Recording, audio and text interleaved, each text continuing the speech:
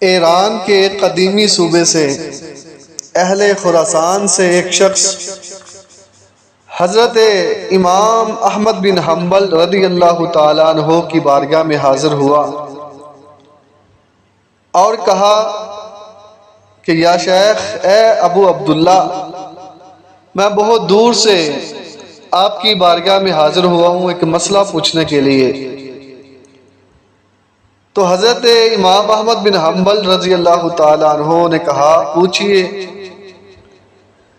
اس نے عرض کی، حضور مجھے یہ بتائیے کہ انسان کو راحت، سکون اور چین کب نصیب ہوگا؟ حضرت امام احمد بن حنبل کا جواب سنیے، بہت قیمتی اور بہت خوبصورت جواب آپ نے ارشاد فرمایا، جب انسان جنت میں پہلا قدم رکھے گا تب سکون ملے گا۔